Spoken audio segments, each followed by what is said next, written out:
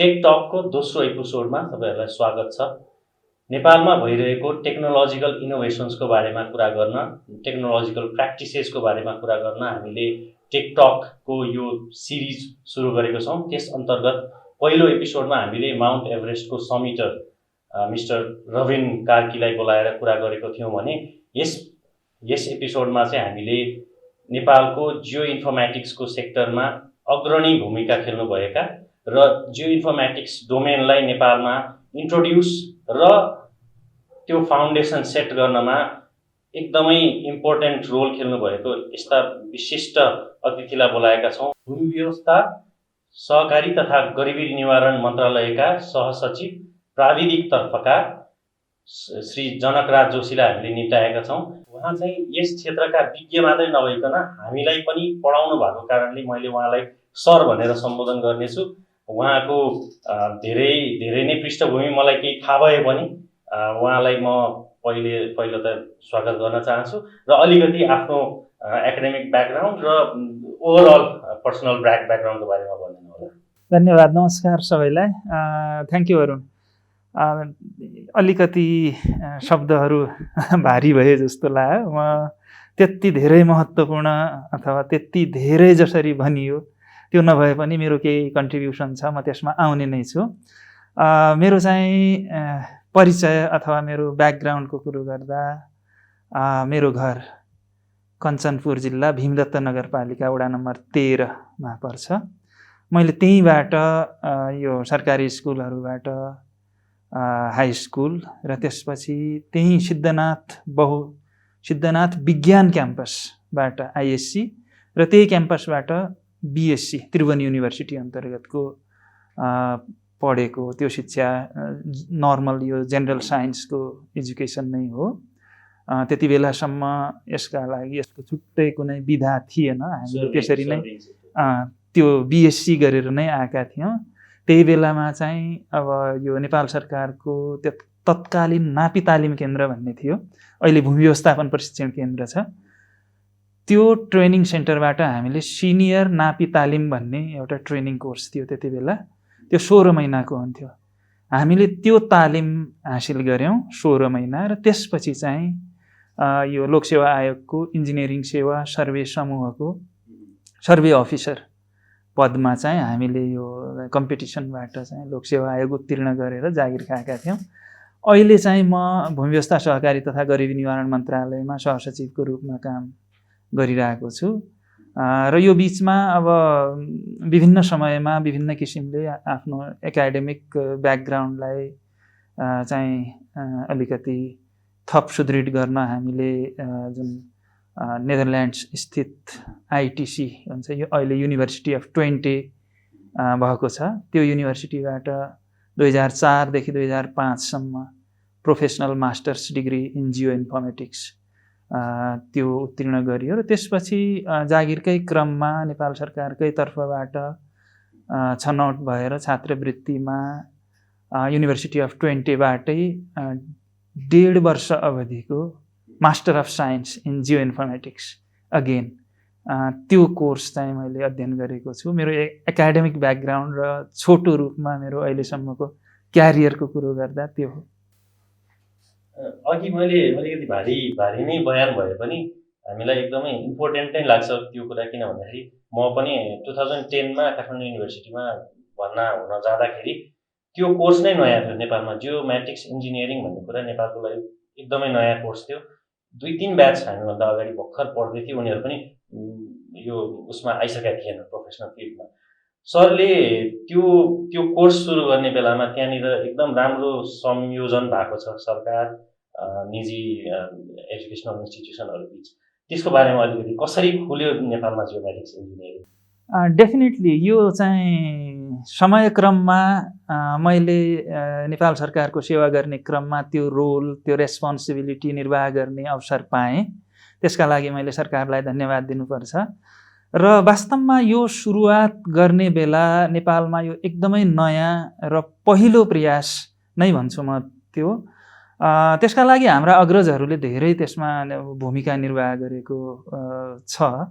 तथापि अब जस्तो 2007मा यो जति बेला सुरु भयो, यसको ब्याकग्राउन्ड त्योभन्दा धेरै अगाडिदेखि छ।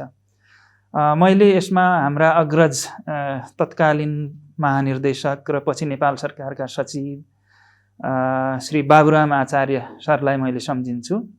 उहाँको प्रयासमा त्रिभुवन विश्वविद्यालय अन्तर्गत इन्स्टिच्युट अफ इन्जिनियरिङ पुल्चोकसित धेरै लामो छलफल र पहल भएको थियो।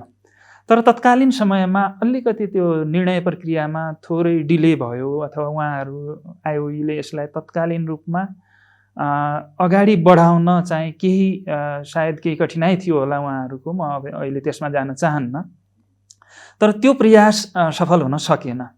त्यसपछि उहाँकै पहलमा काठमाडौँ युनिभर्सिटीसँग यो विषयमा छलफल हुँदा काठमाडौँ युनिभर्सिटीले यसलाई सकारात्मक रूपमा लिएर अगाडि बढाउन चाहिँ इच्छा जाहेर गर्यो। त्यो स्वीकृति प्राप्त भयो र त्यसलाई अगाडि बढाउन त खोजियो। अब त्यसपछि त्यसमा कन्ट्रिब्युट गर्ने जनशक्ति, खास गरेर ह्युमन रिसोर्सेस, कसरी पढाउने, कसले पढाउने भन्ने विषय त्यत्तिकै महत्त्वपूर्ण थियो। अब त्यसै क्रममा हामी पनि अब एक किसिमले त्यो विधामा एकदमै केही गर्नुपर्छ नेपालमा भन्ने सोच राखेर बाबुराम सरसँगै त्यसका पछाडि लागिरहेको थियौँ। त्यसका पछाडि पनि इन्ट्रेस्टिङ एउटा कारण छ, हामीले किन त्यसलाई अगाडि बढाउन त्यति जोडबल गरेको भन्ने विषयमा। मास्टर्स डिग्री पढ्न भनेर हामीले एप्लाई गऱ्यौँ धेरै ठाउँमा। म सम्झिन्छु मैले सबभन्दा पहिला न्यू क्यासल युनिभर्सिटी युकेमा एप्लाई गरेका थिएँ, मेलबर्न युनिभर्सिटीमा एप्लाई गरेका थिएँ, एआइटी थाइल्यान्डमा एप्लाई गरेका थिएँ। तर हाम्रो चाहिँ एकाडेमिक ब्याकग्राउन्ड 2 इयर्स बिएससी अनि 16 महिनाको सिनियर नापी तालिम, त्यसले चाहिँ मास्टर्स डिग्री अध्ययन गर्न इलिजिबिलिटी अलिकति नपुगेको भन्ने किसिमको आयो।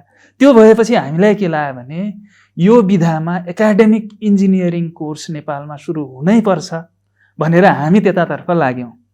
अनि त्यसपछि बाबुराम सरले मलाई प्रपोज गर्नुभयो, तपाईँ त्यहाँ गएर काम गरिदिन पर्यो भन्ने कुरो आयो। त्यसपछि म चाहिँ त्यहाँ हाम्रो नेपाल सरकारकै भूमि व्यवस्थापन प्रशिक्षण केन्द्रमा त्यहाँ ट्रान्सफर मागेँ र त्यहाँबाट चाहिँ मैले काम गर्न थालेँ। सुरुवाती अवस्था थियो, यसलाई चाहिँ जसरी पनि अगाडि बढाउनु पर्छ भन्ने किसिमको थियो। केही अध्ययन हामीले गरेका थियौँ, केही स्वाध्ययन गऱ्यौँ र क्रमशः पछि त्यसमा टिम थपिँदै गयो। त्यो सम्पूर्ण टिमको मेहनतले गर्दा चाहिँ अहिलेको अवस्थामा आइपुगेको छ।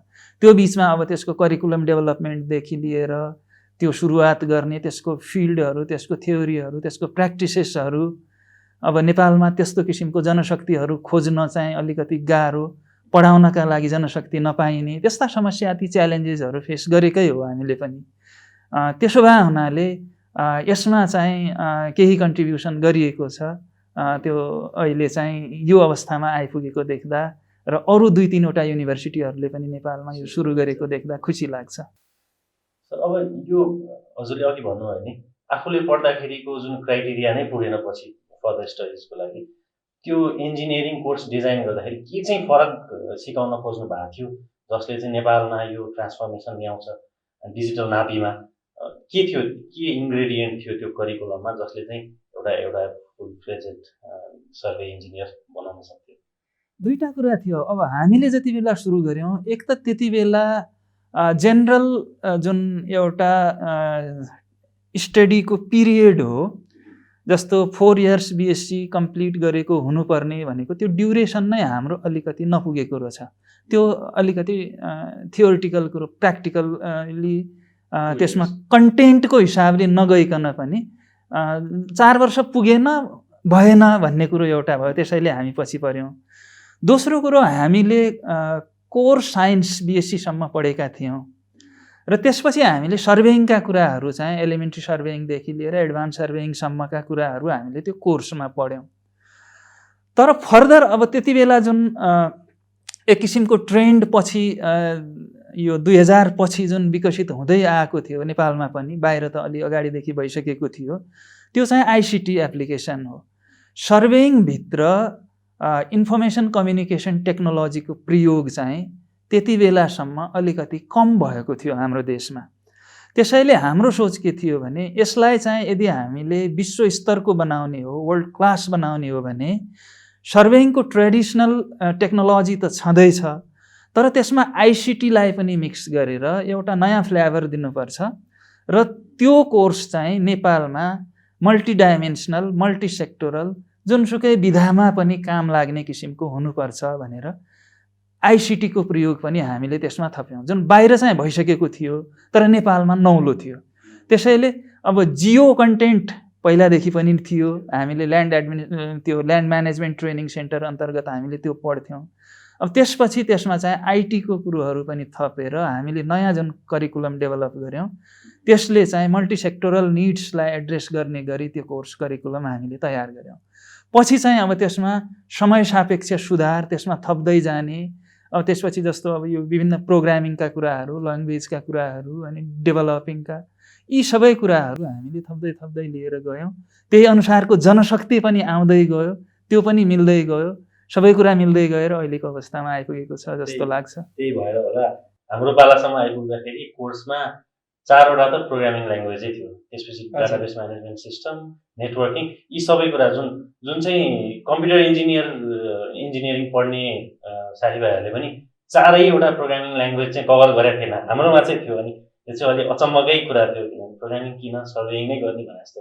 तर अहिले आएर देखिँदैछ त्यसको रिजल्ट। म अलिकति के चाहिँ भयो त त्यो मेहनत त्यत्रो हजुरभन्दा धेरै अगाडिदेखि भएको प्रयासबाट जुन कोर्स सुरु भयो त्यसको आज 2007बाट सुरु भनेपछि 13-14 वर्ष त भइ नै सक्यो।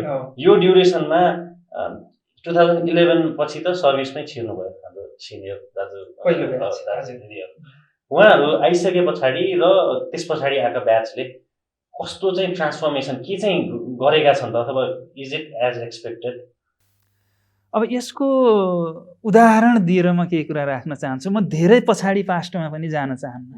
अहिले भर्खरै तपाईँहरू सबैले देख्नु भएको छ सगरमाथाको उचाइ मापन र त्यसको नयाँ उचाइ घोषणा गर्ने कार्य हामीले आफैले आफ्नै जनशक्तिबाट गरेका छौँ। त्यो ठुलो एचिभमेन्ट हो जस्तो लाग्छ हामीलाई। र त्यसमा जुन त्यसको कम्प्युटेसन पार्ट थियो, जस फिल्डको काम हामी पहिला पनि गर्न सक्थ्यौँ, सम्भवतः अहिले पनि हामीले राम्रैसँग गऱ्यौँ र साबिकमा पनि हामी गर्न सक्थ्यौँ होला। तर त्यसको पृष्ठभूमिमा जुन त्यसको हाइटलाई हामीले कम्प्युटेसन गर्ने अथवा त्यो हाइटको एउटा डाटम फिक्स गर्ने, कुन डाटमबाट हामीले लियौँ, त्यसका लागि जियोइड हामीले निर्धारण गर्नुपर्ने र ती एररहरू एडजस्टमेन्ट गर्नुपर्ने, जति पनि यी कामहरू छन् त्यो गर्नका लागि हामीलाई अहिलेको यो जनशक्ति जुन छ त्यो जनशक्तिको यसमा भूमिका ठुलो छ। सर्वेइङ एज अ पार्ट हामी धेरै पहिलादेखि हामी त्यसका विज्ञ थियौँ र जुन हामीले नयाँ कोर्स, नयाँ करिकुलम र नयाँ प्र्याक्टिसेसहरू सुरु गऱ्यौँ, जहाँ हाम्रो चाहिँ यो कम्प्युटेसन अथवा यो अहिलेका नयाँ प्रोग्रामिङका विधाहरू हामीले अगाडि ल्यायौँ, त्यसको उपयोग अहिले यहाँ तपाईँहरूले पनि देख्नुभयो। त्यसैले यो एउटा उदाहरण मात्रै हो। यस बाहेक पनि हामीले चाहे क्याडास्ट्रल सिस्टममा होस्, अहिले नयाँ क्याडास्ट्रल एप्लिकेसन सिस्टम डिजाइन भइरहेको छ, त्यस्तै रिमोट सेन्सिङ बाट हाम्रा पुराना टोपोग्राफिक म्यापहरू अपडेट गर्ने कामहरू भइरहेको छ। त्यस्तै ल्यान्ड युजको म्यापिङ हामी गरिरहेछौँ, ल्यान्ड युज जोनिङ गरिरहेछौँ, मल्टी क्राइटेरिया एनालिसिस गरेर हामीले जोनहरू छुट्याइरहेका छौँ। यी नयाँ विधाहरू नेपालको सर्वेइङ एन्ड म्यापिङ क्षेत्रमा इन्ट्रोड्युस भएका छन् र यो काम गर्नका लागि हाम्रो जुन अघि भने जस्तो जुन नयाँ जनशक्ति आएको छ त्यो जनशक्तिले ठुलो भूमिका निर्वाह गरेको छ। हालांकि यो भनिरहँदा मैले योभन्दा पहिलाका जनशक्तिहरूले त्यो गरेका थिएनन् भन्न खोजेको होइन। पहिलाका जनशक्तिहरू जस्तो हामी त त्यो पहिलाकै ब्याकग्राउन्डबाट आएका हौँ, हामी त्यही सिनियर नापी तालिम गरेर आएको जनशक्तिबाटै हामी यो ठाउँमा पुगेका छौँ। तर अहिलेको जनशक्तिले त्यसलाई चाहिँ सुरुदेखि नै ग्रास्प गरेको छ, त्यसलाई लिएको छ, त्यही पढेर आएको छ, त्यसैमा प्र्याक्टिस गरिरहेको छ। हामीले चाहिँ पछि सिक्यौँ, आइसिटीको पार्ट हामीले पछि मात्र देख्यौँ, यसको इन्ट्रोडक्सन हाम्रो क्यारियरमा पछि भयो। तर उनीहरूले सुरुदेखि नै त्यो सिकेर आइरहेको हुनाले उनीहरूलाई त्यो गर्न सजिलो भएको छ। र अहिले यी नयाँ प्र्याक्टिसेसहरू चाहे अब यो जिआइडीमा होस्, अहिले हेर्नुभयो भने नापीका धेरै प्रडक्टहरू सर्वे वेब पोर्टलहरूमा यहाँले हेर्न सक्नुहुन्छ, अनलाइन एक्सेस गर्न सक्नुहुन्छ। अहिले यो इलेक्ट्रोनिक मिडियाहरूको एप्लिकेसन बढ्दो छ, यो सबै चाहिँ त्यो नयाँ जनशक्ति इन्ट्रोड्युस भइसकेपछि अझै सहज भएको हो। त्यो धेरै कुरा त भिजिबल नै छ, जस्तो अब पहिलाको भन्दा अहिलेको आइटी क्यापेसिटी अनि त्यो भित्र पनि विभागभित्र, मन्त्रालयभित्र, सबै जिल्ला नापी कार्यालयभित्र डिजिटाइजेसनको एउटा लहर त भिजिबल नै छ। त्यसले सर्भिस डेलिभरीमा कतिको असर पारेको छ? अब पार्न त पारे होला, तर मैले जोड्न खोजेको अलिकति फसाइहाल्छु। सर्भिस डेलिभरी कतिको एफिसियन्ट भएको छ? त्यो कुरा चाहिँ प्रश्न बेला बेलामा उठ्ने गर्छ र विभिन्न यो जुन युजर्सहरू छ अथवा सर्भिस सिकरहरू छ होइन, सेवाग्राही हामी भन्छौँ, उहाँहरूको पनि यो विषयमा केही प्रश्नहरू केही इस्युहरू पक्कै पनि छन्। तर यदि हामीले हेर्ने हो भने क्रमशः पहिलाको भन्दा हाम्रो सर्भिस डेलिभरी इफिसियन्ट हुँदै गएको अवस्था हामीले देखेका छौँ। यो सुधारको गतिलाई हामीले बढाउनु पर्नेछ। हामी यो भन्दैनौँ कि हामीले सबै अहिले नै एकदमै धेरै राम्रो गरिसकेको अवस्था छ, कुनै क्वेसन छैन भनेर दाबी हामी गर्दैनौँ, तर हामी सुधार गर्ने क्रममा छौँ। हिजोको भन्दा आज हाम्रो धेरै सुधार भएको छ। आजको भन्दा भोलि हामी योभन्दा अझै सुधार गरेर अगाडि जाने क्रममा हामीले त्यो लक्ष्य राखेका छौँ। त्यसको कार्यान्वयन पनि सुरु भएको छ। अहिले हेर्ने हो भने हामीले यो पहिला जुन घाममा सुकाएर नक्साको प्रिन्ट दिने चलन थियो होइन, अहिले कम्प्युटरबाट हामीले नक्साको प्रिन्टहरू दिन्छौँ। पुराना अभिलेखहरू हामीले सबै कम्प्युटर प्रिन्टबाट फिल्ड बुक अथवा प्लट रजिस्टरको त्यो कपीहरू हामीले दिने गरेका छौँ। कित्ता काट गर्न पहिला हामी लेन्स लगाएर पुराना नक्साहरूमा लाइन तान्थ्यौँ, अहिले हामी कम्प्युटरबाटै त्यो दिने गरेका छौँ।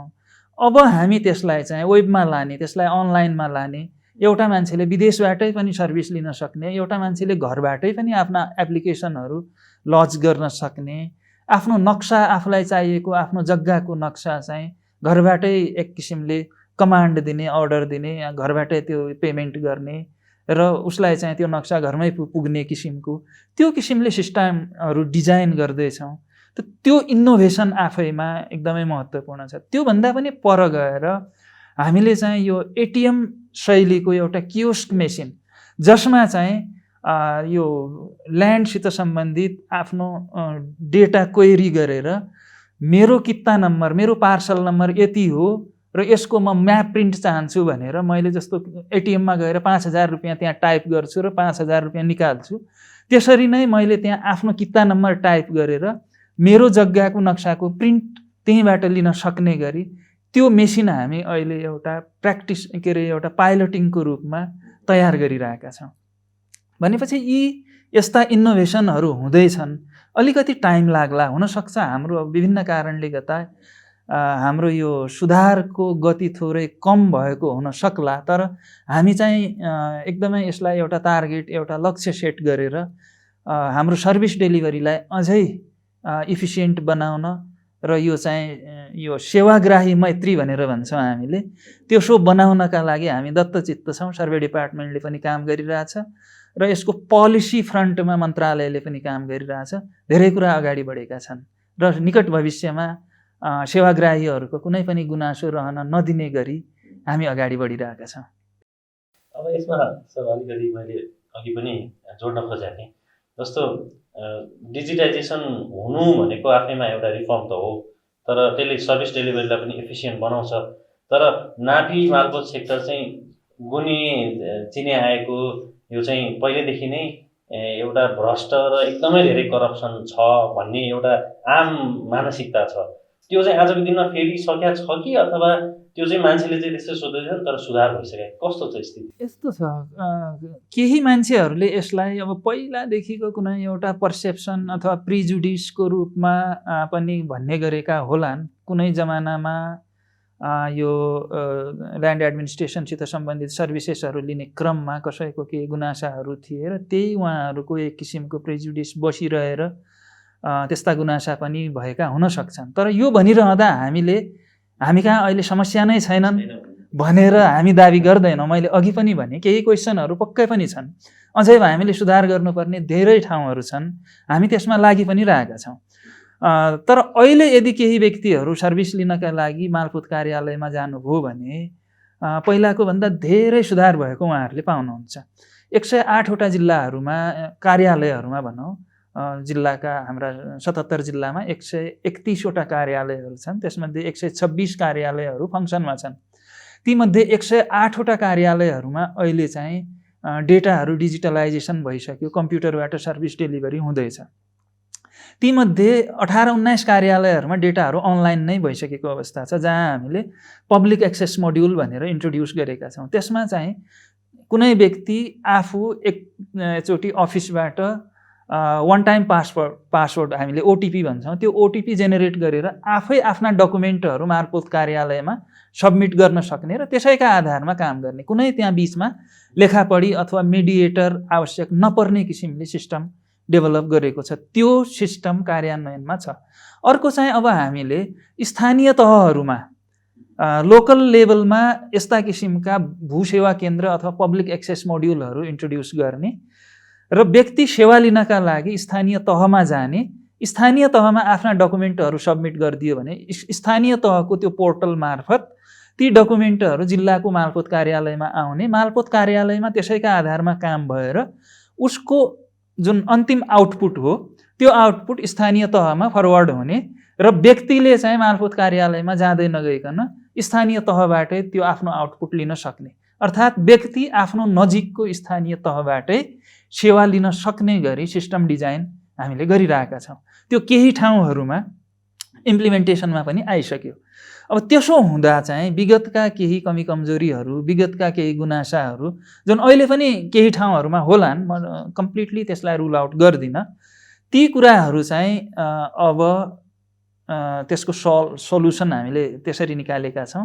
त्यो चाहिँ अब समाधान हुन्छ भन्ने हामीले आशा गरेका छौँ। त्यसैले सिस्टम जति पारदर्शी हुँदै जान्छ, सिस्टममा जति टेक्नोलोजीको इन्टरभेन्सन बढ्दै जान्छ, त्यति ती गुनासाहरू अघि तिमीले भनेका ती करप्सन लगायतका विषयहरू चाहिँ कम हुँदै जान्छन्। त्यसैले आगामी केही वर्षभित्र हामी यसलाई पूर्ण रूपमा जनमैत्री, एक किसिमले सेवाग्राही मैत्री सिस्टमको रूपमा डिजाइन गर्ने गरी अगाडि बढेका छौँ। सर, यो अघि हजुरले भन्नुभयो नि, लोकल लेभलबाट सर्भिस डेलिभरी इनिसिएट गर्न पाउने, रिक्वेस्ट इनिसिएट गर्न पाउने, त्यो कुरा चाहिँ जिल्ला स्तरीय कार्यालयबाट प्रोसेस भएर आउटपुट दिने, यो कुरा चाहिँ अहिले यो फेडरलिजममा गइसकेपछि 753वटा गाउँपालिका नगरपालिकाबाट मान्छेले नापी र मालपोत त त्यहीँ एक्सपेक्ट गरेको जस्तो छ नि त अहिले पनि। जस्तो अब किता काट गर्न अथवा सामान्य सर्भिस डेलिभरी पनि गाउँपालिकाबाटै भइदियोस् भन्नेमा चाहिँ यो तिनटै लेभलमा चाहिँ गाउँपालिकासम्म कार्यालयहरू पुग्दैन कि अब इन्टिग्रेसन मात्रै हुन्छ? यस्तो हो, यसलाई चाहिँ हामीले कसरी बुझौँ भने यो जुन हाम्रो सेवाग्राहीहरूको पहिलो आकाङ्क्षा भनेको सेवा सजिलैसँग प्राप्त होस् भन्ने हो। चाहे त्यो कार्यालय स्थानीय स्तरमा गएर होस्, चाहे स्थानीय स्तरमा कार्यालय नगइकनै पनि त्यो फ्रन्टबाट उहाँहरूले सेवा प्राप्त गर्ने त्यो वातावरणको सिर्जना होस्। तर मूल कुरो के हो भने व्यक्तिले सेवा आफ्नो स्थानीय तहबाट पाउनु पर्यो। त्यसैले अब 753वटा स्थानीय तहहरूमा सबैमा क्रमशः यो जान्छ नै, यसमा चाहिँ हामीले इन्कार गर्ने कुरो हुँदैन। क्रमशः यो सबै ठाउँमा जान्छ, सबै स्थानीय तहहरूमा पुग्छ। तर अहिले नै तत्कालै सबै स्थानीय तहहरूले एकैसाथ सबै यो जुन सेवाहरू छन्, ल्यान्ड एडमिनिस्ट्रेसनका फङ्सनहरू, यस सम्बन्धी सेवाहरू धेरै छन्। हामीले बाहिरबाट थोरै देखे पनि यसको ब्याक एन्डमा चाहिँ यो कानुनी विषयहरू पनि छन्, यहाँ यो अर्धन्यायिक निकाय हो, यो भित्र चाहिँ प्राविधिक विषयहरू पनि छन्, यो भित्र प्रशासनिक विषयहरू पनि छन्। त यी विभिन्न मल्टिडाइमेन्सनल इस्युहरूलाई एकैपटक त्यहाँको जनशक्ति, त्यहाँको क्यापासिटी, त्यहाँको टेक्नोलोजीले होल्ड गर्न सक्छ कि सक्दैन भन्ने प्रश्न पनि छ। हालांकि धेरै ठाउँमा क्यापेबल भइसकेका छन्, ती ठाउँहरूमा क्रमशः हस्तान्तरण हुँदै जान्छन्, तर सबै ठाउँमा त एकैचोटि जाँदैन। यदि हामीले त्यसको सट्टा एउटा चाहिँ इन्टरफेस डेभलप गरेर त्यो इन्टरफेस मार्फत, टेक्नोलोजीको भाषामा मैले थिन क्लाइन्ट भने, त्यो एउटा थिन क्लाइन्ट, त्यो सिस्टम हामीले चाहिँ त्यो एन्डमा, स्थानीय तहको एन्डमा त्यो इस्ट्याब्लिस गरिदियौँ भने त्यो मार्फत रिक्वेस्ट चाहिँ सर्भिसको चाहिँ सर्भर साइडमा आउँछ यतापट्टि, अर्थात् त्यो भनेको जिल्ला कार्यालयहरूमा आउँछ। जिल्ला कार्यालयले त्यसलाई प्रोसेस गरेर त्यो अनुसारको प्रडक्ट चाहिँ फिर्ता चाहिँ स्थानीय तहमा पुग्ने गरी सिस्टम डिजाइन हुन्छ। स्थानीय तहले अब त्यसलाई प्रिन्ट गरेर त्यो प्रमाणित गरेर सेवाग्राहीलाई के दिनुपर्ने हो त्यो प्रडक्ट डेलिभर गरिदिन्छ। अहिलेको लागि सर्ट टर्म र मिड टर्म यो किसिमले हामीले सेवालाई सरलीकरण गर्ने, सेवाग्राही मैत्री गर्ने र लङ टर्ममा अघि तिमीले भने जस्तै यो फेडरलिजमको कन्सेप्ट अनुसार क्रमशःहरू अब स्थानीय तहमा हस्तान्तरण हुने कुरो जो हुन्छ त्यो क्रमशः जाने कुरो आउँछ। त त्यसरी अहिले हामीले काम अगाडि बढाइरहेछौँ।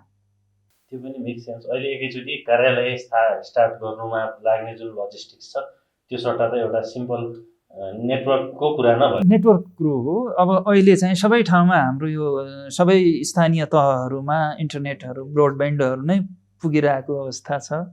सबै ठाउँमा त्यो सर्भिसेसहरू उपलब्ध छ भने हालांकि अब त्यसकोमा पनि क्वेसन छ। विभिन्न ठाउँहरूमा त्यहाँ चाहिँ उसको कहीँ चाहिँ ब्यान्डविड्थ नपुगेर सर्भिस डेलिभरीमा अप्ठ्यारो भयो भन्ने गुनासाहरू आइरहेका छन्। तथापि यो सेवा बरु छिट्टै पुग्छ। अब 753 स्थानमा सबै ठाउँमा फुल फ्लेज कार्यालय नापी पनि मालपोत पनि अथवा अर्को पनि सबै एकैचोटि स्थापना गर्दा अब विभिन्न कारणले गर्दा यदि अप्ठ्यारो हुने अवस्था देखियो भने त्यो पनि कन्डिसनल हो। त्यो सक्षम भइसकेका स्थानीय तहहरूमा क्रमशः ह्यान्डओभर गर्दै जाने, अरू ठाउँमा सर्भिस मात्रै भए पनि त्यहाँबाट इनिसिएट गर्ने, त्यो सोचका साथ हामी अगाडि बढेको हो। ओके सर, अब अर्को एउटा कुरा जस्तो अघि मन्त्रालयको नाममा नै अलि लामै नाम भएका मन्त्रालयहरू हुन्छन् आजकल, तर भूमि व्यवस्था र गरिबी निवारण चाहिँ जोडिएर आएको छ अहिले हैन। बीचमा सहकारी पनि छ, त्यो मार्फत जोडियो जोडिएन थाहा छैन। तर दुईटा कुरा चाहिँ जोडिने किन भयो भन्दाखेरि ल्यान्ड ओनरसिपले नै यो गरिब हुनु नहुनुको धेरै डिटर्मिनेसन गर्छ। नेपालमा हामीले देखेको एउटा ठुलो प्रब्लम, सर त्यसमै काम गर्दै हुनुहुन्छ त्यही भएर मैले सोधिहालेँ, इन्फर्मल सेटलमेन्ट्स, जग्गाको ओनरसिप नभएको सुकुम्बासी बस्तीमा बस्ने लगायत विभिन्न थरीका ओनरसिप इस्युज छन्। त्यसले गर्दाखेरि मान्छेहरू गरिब भएका छन्।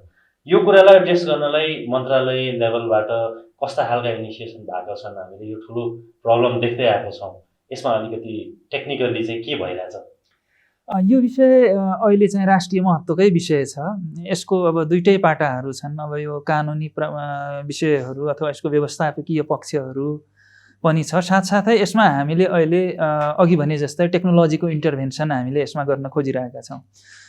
विगतमा पनि जस्तो अहिले मैले भने, मानौँ हामीले एउटा भूमि सम्बन्धी समस्या समाधान आयोग गठन गरेका छौँ, त्यो आयोगले काम गर्दैछ र त्यसले चाहिँ पूर्जा वितरण गर्छ मात्रै भन्यो भने मान्छेले के क्वेसन गर्छ भने विगतमा पनि आयोगहरू बनेका थिए हैन। अब के फरक छ त? विगतका आयोगहरूले पनि आए, काम गरे, विगतका आयोगले काम गरेनन् भन्ने होइन। विगतका आयोगहरूले पनि केही काम गरे, तर पूर्ण रूपमा यो समस्याको समाधान किन भएन त भन्ने प्रश्नहरू छन्। अहिले हामीले के गरिरहेछौँ, नयाँ के गरिरहेछौँ भने पहिलो कुरो त हामीले यसलाई ऐनमै इन्ट्रोड्युस गर्यौँ। योभन्दा पहिला गठन आदेशहरू मार्फत यो कामहरू हुन्थ्यो। पुख्ता ठोस कानुनी व्यवस्था योभन्दा अगाडि थिएन। अहिले हामीले भूमि सम्बन्धी ऐनको 8औं संशोधनमा यो व्यवस्था गरेर कानुन नै बनायौँ। दोस्रो, अब यसको सङ्गठनात्मक संरचनामा त्यो आयोगको कुरो मैले अघि गरेँ। तेस्रो सबैभन्दा महत्त्वपूर्ण कुरो, किनभने अब प्रविधिको कुरो मैले गर्नुपर्ने हुन्छ, त यसको टेक्नोलोजीले यसलाई कसरी भूमिहीन अथवा सुकुम्बासी अवस्थित बसोबासीलाई आइडेन्टिफाई गर्ने भन्ने विषय थियो एउटा। अर्को चाहिँ आइडेन्टिफाई भएकालाई कसरी भेरिफाई गर्ने भन्ने थियो र तेस्रो चाहिँ त्यसलाई कसरी रेकर्डिङ गर्ने भन्ने कुरो थियो। हामीले अहिले चाहिँ आइभीआर प्रोसेस भनेर भनेका छौँ, आइडेन्टिफिकेसन, भेरिफिकेसन एन्ड रेकर्डिङ, र यो तीनवटा काममा हामीले टेक्नोलोजीको युज गर्ने भनेर भनेका छौँ, जुन विगतमा थिएन। त्यसैले सबैभन्दा पहिला त हामीले यो फेरि प्योर र कोर टेक्नोलोजीको साथसाथै पार्टिसिपेटिभ एप्रोच पनि छ यसमा। यसमा चाहिँ जुन सरोकारवाला हुन् स्टेक होल्डर, त्यसको पार्टिसिपेसन पनि हामीले सुनिश्चित गर्ने किसिमको मेथोडोलोजी डेभलप गरेका छौँ। त पहिलो चरणमा हामीले आइडेन्टिफाई गर्छौँ, त्यसमा हामीले सेटेलाइट इमेजसम्मको प्रयोग गर्छौँ भनेर भनेका छौँ। कुन चाहिँ व्यक्ति जस्तो अव्यवस्थित बसोबासी हो, हामीले त्यहाँ 10 इयर्सको एउटा मार्जिन राखेका छौँ। 10 वर्षदेखि निरन्तर बसोबास गरेको भनेर भनेका छौँ हैन। अब त्यो 10 वर्ष कसैले त्यत्तिकै पो भनिदिन्छ कि क्वेसनर भर्दा त्यत्तिकैमा 10 वर्षदेखि बसिरहेको छु पो भनिदिन्छ कि। त्यसका लागि हामीले सेटेलाइट इमेज हेर्छौँ। सेटेलाइट इमेजको सिरिज हामीसँग 2005 देखिको छ। त त्यति बेला त्यो बस्ती त्यहाँ थियो कि थिएन भनेर हामीले सेटेलाइट इमेजबाट भेरिफाई गर्छौँ। अब दोस्रो कुरो त्यसलाई हामीले कसरी त्यो डेटा क्याप्चर गर्छौँ भन्ने कुरो छ। त्यो डेटा क्याप्चर गर्नका लागि हामीले विभिन्न किसिमका टेक्नोलोजीहरूको एउटा अप्सनहरू दिएका छौँ। कुनै ठाउँमा हामी सेटेलाइट इमेजबाट गर्छौँ, कुनै ठाउँमा हामी यदि अलिकति घना बस्ती छ सेटेलाइट इमेजबाट त्यसलाई आइडेन्टिफाई गर्न अलि गाह्रो हुन्छ भने अलि हाई रिजोल्युसनको त्यो इमेज लिनका लागि ड्रोन फ्लाइ गर्ने भनेर भनेका छौँ। ड्रोनबाट त्यो डेटा क्याप्चर गर्छौँ भनेका छौँ। र केही ठाउँमा यदि त्यसबाट पनि अप्ठ्यारो हुन्छ भने हामीले टोटल स्टेसनको प्रयोग गरेर त्यो डेटा क्याप्चर गर्छौँ भनेका छौँ।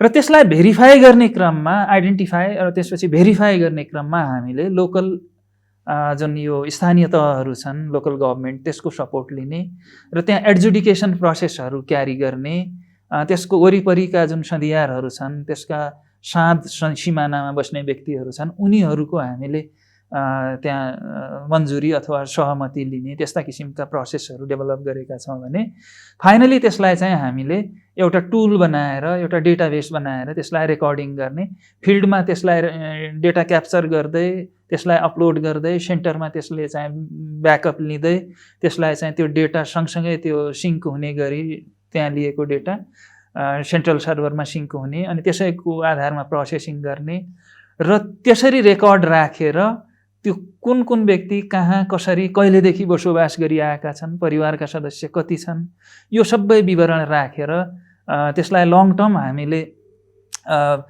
विगतमा त्यसले त्यो सुविधा लिइसकेको थियो वा थिएन यी सबै कुराहरू राखेर हामी त्यस्तो किसिमको सेटलमेन्टहरूलाई त्यस्तो किसिमको व्यक्तिहरूलाई म्यानेज गर्ने गरी काम अगाडि बढाइरहेका छौँ।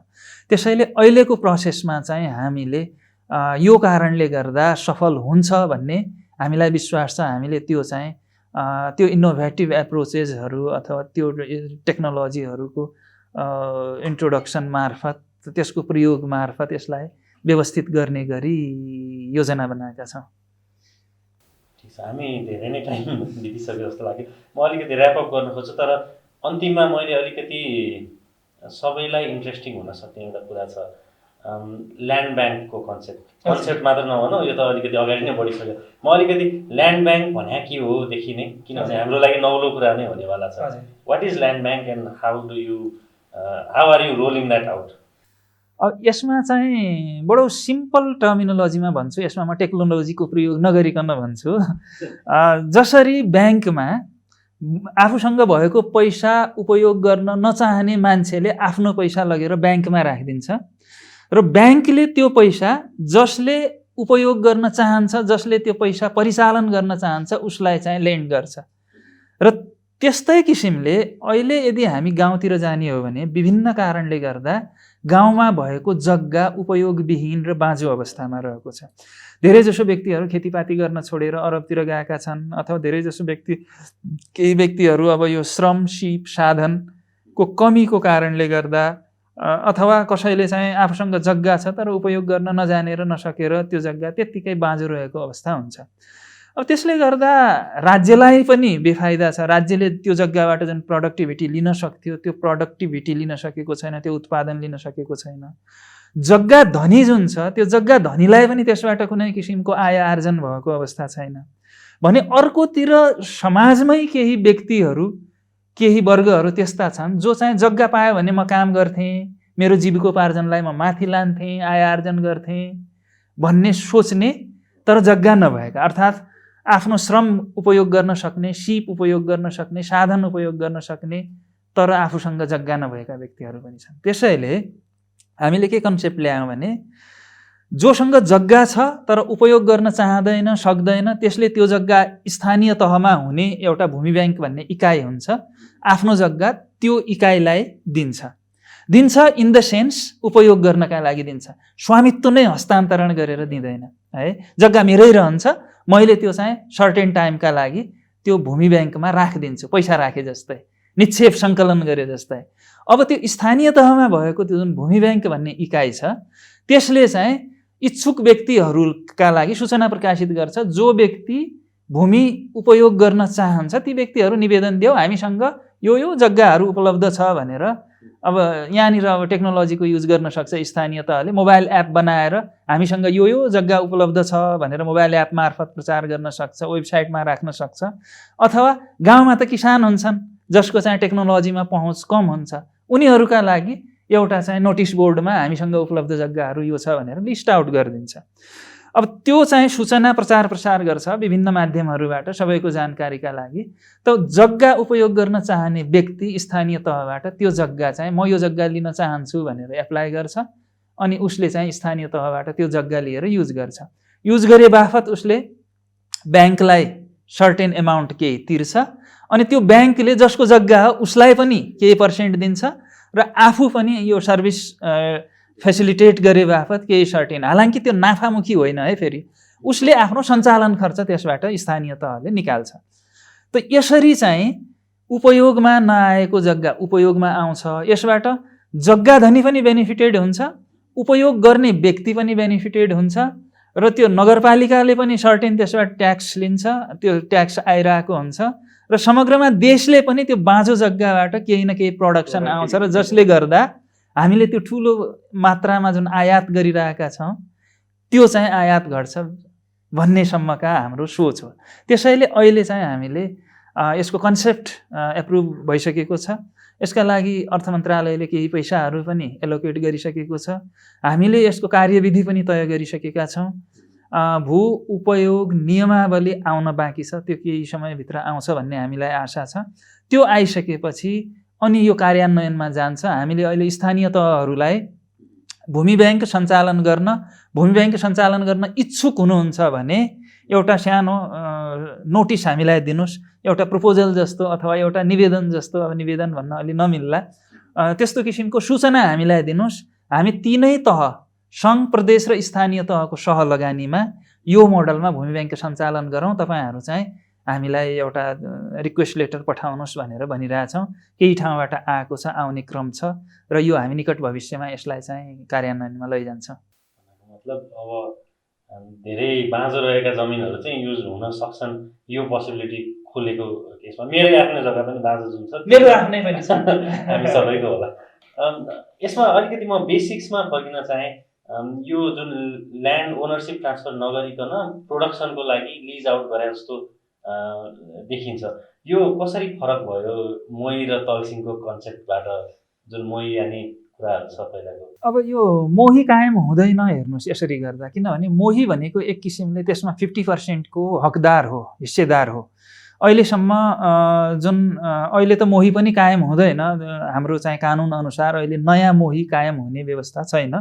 साबिकमा कायम भएका मोहीहरू र जग्गाधनीहरूको बाँडफाँड गर्ने काम चाहिँ अहिले हुने हो।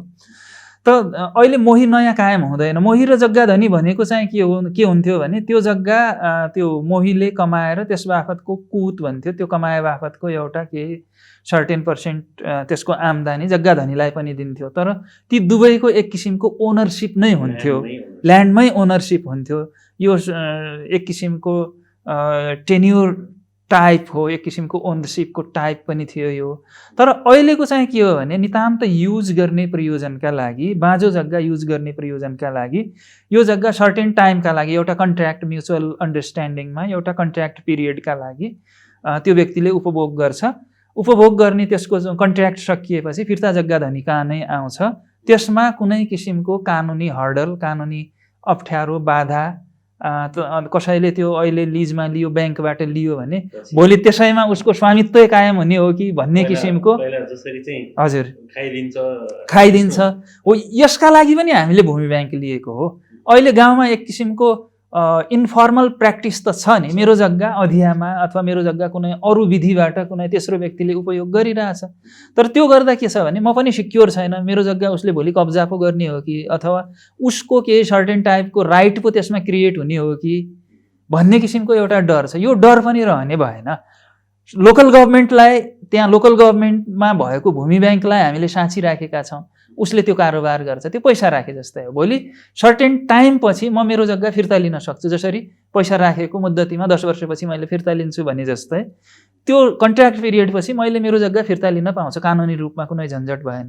तर त्योभन्दा अगाडि पनि लिन सक्छु, तर त्यसका लागि चाहिँ त्यो कन्ट्र्याक्ट ब्रिच गर्नुपर्ने हुन्छ, भङ्ग गर्नुपर्ने हुन्छ। त्यो ब्रिच गर्दा चाहिँ जसलाई बाधा पर्छ त्यसलाई चाहिँ क्षतिपूर्ति चाहिँ दिनुपर्छ। त त्यो मेथडहरू त्यो त्यो त्यो त्यो व्यवस्थाहरू मिलाइएको छ कार्यविधिमा। स्थानीय तहले त्यो टाइम तोक्छ र त्यो टाइम ल्यान्डको युजमा आधारित हुन्छ। त्यहाँ कस्तो किसिमको कल्टिभेसन छ त्यसमा डिपेन्ड गर्छ। मैले एभोकाडो लगाएँ, मैले आँप लगाउनका लागि त्यो जग्गा लिज आउट गरेँ, अथवा त्यस्तो किसिमको क्यापासिटी भएको, त्यस्तो किसिमको युज भएको जग्गा हो भने 30 वर्षको लिज होला उदाहरणका लागि।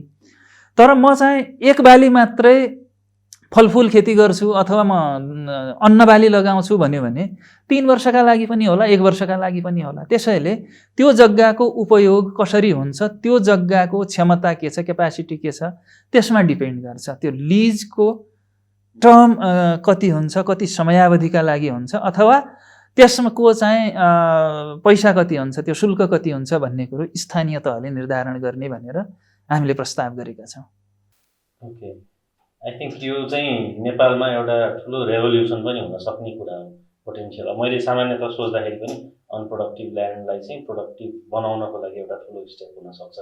यो बाहेक अरू हामीले यसमा कभर गर्न सक्ने, हजुरले आफ्नो ओहदामा बसेर पोलिसी लेभलदेखि होस् इम्प्लिमेन्टेसन लेभलसम्म होस्, अरू केही छन् जुन चाहिँ हामीले सामान्यतः थाहा नपाइरहेका कुराहरू ल्यान्ड म्यानेजमेन्टको कुरामा? त्यस्तो एकदमै तपाईँहरूले थाहा नपाएको विषयहरू मलाई लाग्छ कमै होलान्। हामीले जस्तो अहिले सर्वेङ, म्यापिङ र जियो इन्फर्मेटिक्सको क्षेत्रमा विभिन्न नयाँ प्रविधिहरू मार्फत काम गरिरहेको, नयाँ प्रविधिहरूलाई देशमा भित्राइरहेको कुरो तपाईँहरूलाई थाहा छँदैछ। हामीले लाइडार सर्वेइङ गरिरहेछौँ देशभरिको। हाम्रो चाहिँ अब टोपोग्राफिक सर्वेइङ अथवा डिजिटल एलिभेसन मोडल क्याप्चर गर्नका लागि, अथवा अर्थो फोटो जेनेरेट गर्नका लागि, अथवा त्यसलाई चाहिँ अरू मल्टी सेक्टरल युजमा, चाहे त्यो चाहिँ वाटर अथवा वाटर रिसोर्स म्यानेजमेन्ट अथवा इरिगेसन अथवा क्यानल वाटएभर, त्यो सबै क्षेत्रको प्लानिङका लागि, डिसिजन सपोर्ट सिस्टमका लागि हामीलाई आवश्यक पर्ने एकदमै up to date geo information जुन चाहिन्छ, त्यसका लागि अब त्यो लाइडारदेखि विभिन्न प्रविधिहरू हामीले भित्र्याएका छौँ।